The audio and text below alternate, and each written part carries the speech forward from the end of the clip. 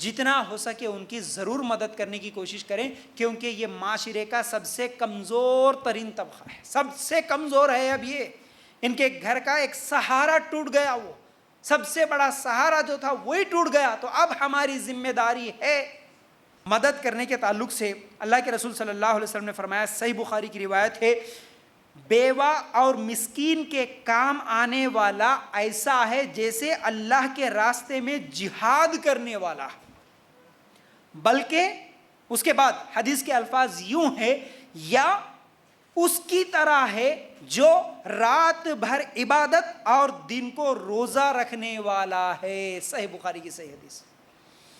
بیوہ کی مدد کرنا، مسکین کی مدد کرنے والے کی فضیلت یہ ہے کہ وہ جہاد کرنے والے کے برابر۔ جہاد کتنا بڑا عمل ہے، کتنا افضل عمل ہے، اللہ کے دین کو بلند کرنے کے لیے جنگ کرنا، اپنی جان کی قربانی دینا، یہ جہاد ہے۔ جان گنوا دینا اللہ کے لیے، شہید ہو جانا، اتنا بڑا عمل، اتنا بڑا ثواب کا کام، اتنا ہی ثواب اس کو ملے گا جو کسی بیوہ کی مدد کرتا ہے۔ اور وہ شخص جو پوری رات جاگ کر اللہ کی عبادت کرے، پوری رات نماز پڑھتا رہے، پوری رات اللہ کی عبادت کرے اور دن کو روزہ رکھے، جیسے پوری رات نماز پڑھ کے دن میں روزہ رکھنے والے کو کتنا ثواب ملتا، اتنا ہی ثواب ایک بیوہ، ایک مسکین کی مدد کرنے والے کو ملتا۔ اتنا بڑا اجر، اس اجر کو نہیں جاننے کی وجہ سے آج مسلمان یا تو جان کے بھی جانے انجانے بن گئے، سن کے چھوڑ دیے، عمل نہیں کرے، یا نہیں تو اکثر لوگوں کو معلوم ہی نہیں ہے، اس لیے بیوہ کی مدد کرنا چھوڑ کے ان کو اور لان تان کرنے والے بن گئے۔ آج تھوڑی دیر کے لیے سوچئے، بیوہ عورت، اس کے چھوٹے چھوٹے یتیم بچے، اس کا ایک گھر کا سہارا، اس کا کمانے والا، اس کو کھلانے والا نہیں رہا، اب اس کی ذمہ داری کیا ہے؟ اس کی مدد کرے کم از کم، اس کے پڑوسی، اس کے رشتہ دار۔ آج مال نہیں ہے ایسا نہیں ہے، کروڑوں کا مال ہے، لوگوں کے پاس بہت زیادہ پیسہ ہے، مسلمان کے پاس پیسہ نہیں ہے ایسا نہیں ہے، بڑے بڑے فیکٹریز ہے، بڑے بڑے کیا ہے، کاروبار ہے، دکان ہے، لاکھوں کروڑوں کے مالک ہے، عورتوں کے پاس سونا چاندی کے ڈھیر ہے، اپنے لیے لاکھوں روپے خرچ کرنے کے لیے تیار ہے، لیکن ایک بیوہ، ایک یتیم کے لیے خرچ کرنے کے لیے آج تیار نہیں ہے لوگ۔ یہ بہت بڑی غلطی ہے، یاد رکھو، اس لیے اس کی مدد کرنا ہے۔ مدد صرف رمضان میں، ارے انہوں بیوہ ہے، رمضان میں سب سے زیادہ مانگ لینے والے کون ہیں؟ بیوہ۔ ہاؤ بھائی بیوہ، پوری بیوائیں کہیں نہ کہیں جمع ہوتی، بھٹکتے ہوئے پھرتی ہے، کوئی تو کچھ تو دے دے۔ رمضان کے بعد ٹھیک ہے، جس کو بھی دینے کا دل کرتا وہ بھی رمضان میں یاد آتا ہے اس کو۔ اس کے بعد کیا رمضان کے بعد کھانا نہیں کھاتی بیوہ عورتیں؟ کیا ان کو بھوک نہیں لگتی؟ کیا ان کی ضرورتیں نہیں ہیں؟ کیا ان کو کپڑے کی ضرورت نہیں ہے؟ کیا ان کو بیماریاں نہیں آتی؟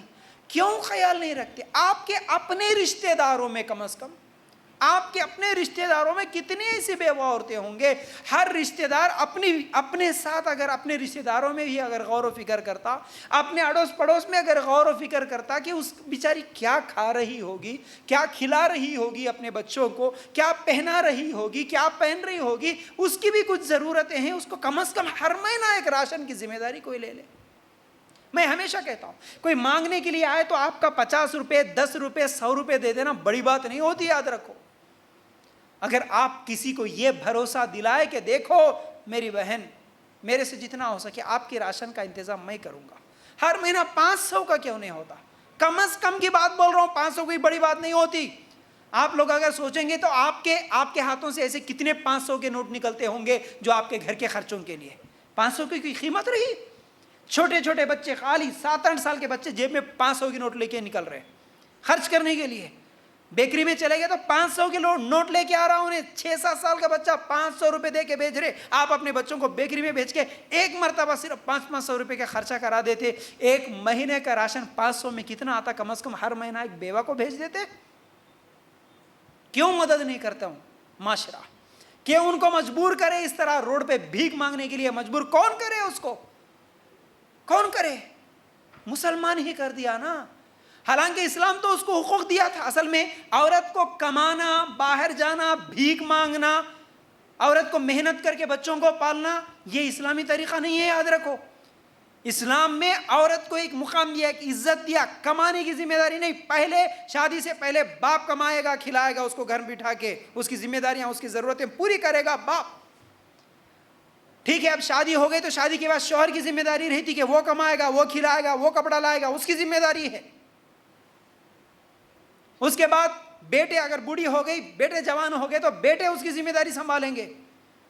ٹھیک ہے، اگر بیوہ ہو گئی، شوہر کا انتقال ہوا، بچے نہیں ہے تو کیا کرے گا؟ معاشرہ، سوسائٹی، بیت المال، مسلمانوں کا امیر، مسلمانوں کے ذمہ دار، مال والوں سے زکوٰۃ لیں گے، بیواؤں کے اوپر، یتیموں کے اوپر خرچ کریں گے. اسلامی طریقہ تھا.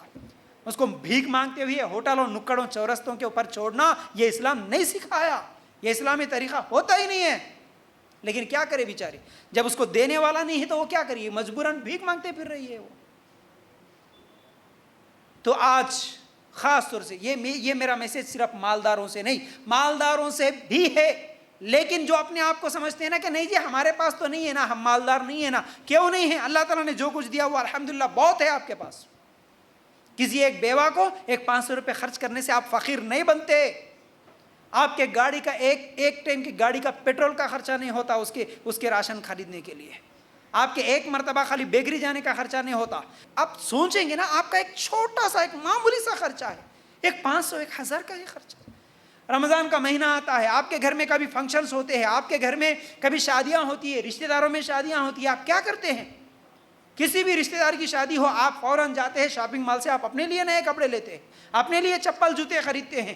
ہاں، آپ کے بچوں کے لیے جب بھی اسکول فیس کا دینے کا موقع آئے، آپ کے بچوں کے لیے کیا ہے، نئے کپڑے خریدنے کا موقع آئے، عید کا موقع آئے، آپ کیا کیا شاپنگ نہیں کراتے. اس وقت کم از کم میرے 2 بچوں کے لیے 2 نئے ڈریس خریدتے ہوئے ایک ڈریس زیادہ خرید لوں، تاکہ میرا کوئی رشتہ دار، میرا کوئی پڑوسی جو بیوہ عورت ہے یا یتیم بچے ہے، اس کو بھی ایک ڈریس دے دوں. آپ اپنے لیے ایک چپل خریدتے ہوئے، اپنے لیے ایک برقع خریدتے ہوئے، اپنے لیے ایک چیز خریدتے ہوئے، اگر آپ کی بہن آپ کی طرح زندگی گزارتی تھی، اگر اس کا شوہر ہوتا تو یہ ذہن میں رکھ کر ایک کپڑا اگر زیادہ خرید کے اس کو دیتے. اگر یہ سوچ رکھتے تو پھر بیواؤں کو آج روڈ پہ بھیک مانگنے کی ضرورت نہیں پڑتی. مانگنے کی ضرورت نہیں پڑتی. آپ کی ذمہ داری تھی، ہر مسلمان کی ذمہ داری ہے آج بھی. وہ مانگے تو دیں گے نہیں، وہ نہیں مانگے تو بھی آپ اپنی ذمہ داری سمجھتے ہوئے اللہ مجھے ثواب دے گا. اچھا ہوا، اللہ خوش قسمت ہوں میں، میرا شوہر نہیں مر گیا. اگر میرا شوہر کا انتقال ہوتا تو میری بھی وہی حالت ہوتی. یہ سوچ کے اگر آپ اپنی بہن کی مدد کرتے، کیوں نہیں کرتے؟ کیوں نہیں سوچتے یہ سوچ؟ اللہ کے لیے غور کرنا. اپنے گھر کے لیے چاول، دال، تیل خریدتے ہوئے ایک آدھا کلو، 1 کلو اگر راشن وہ بھی خرید کے ساتھ میں لا لیتے، کیا بڑی بات تھی. آپ کے مہمان کو گھر بلائے تو 1000-2000 کا یوں ہی خرچ کر دیتے نا.